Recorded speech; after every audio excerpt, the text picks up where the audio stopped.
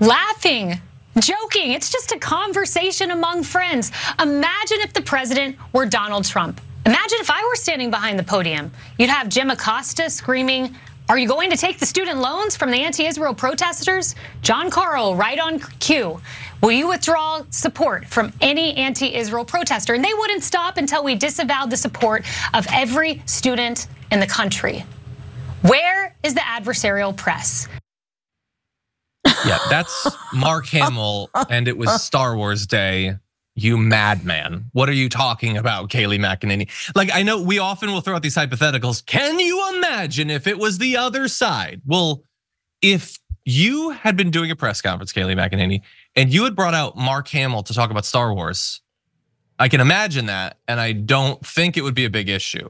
I mean, it's not like when Trump would come out and talk about injecting bleach as a solution to a public health crisis. Like, this is not the serious thing that you seem to think it is.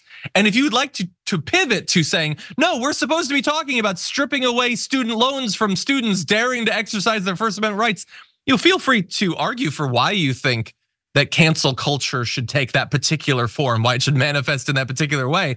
But that's just Luke Skywalker, and he's just talking about Star Wars. It's not actually a big issue. Jesus Christ, what do you think? I just love how triggered MAGA is when they're reminded that no celebrities who are at all relevant want anything to do with them. Like Scott Baio and James Woods don't count, and no one would care if like they were on the dais in the White House press room. Like, nobody cares. Mark Hamill, pretty big get, pretty fun. May the 4th be with you. That's Olivia Rodrigo. Also, I'm sure I wasn't combing the right-wing media, but I'm sure they freaked out over that too. It's just like, same with Taylor Swift. They're so mad. Like, that's truly what this is about, is them being like, ooh, they have so much fun, and those people don't have rape allegations. like 100%. Why do we have all the Me Too celebs? They're all experiencing a generalized version of what has driven Donald Trump's life for the last 10 to 20 years. Yes. He just desperately wants to be liked and be in that room and have all the fancy, glittery people like him.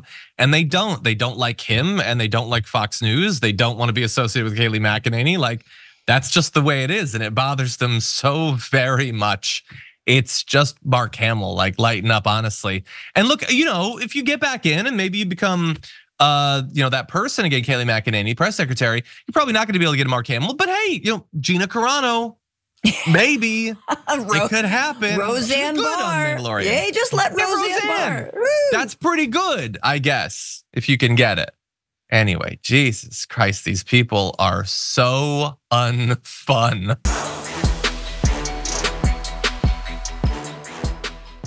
Thanks for watching our video. Did you know that you can support our show by becoming a subscriber?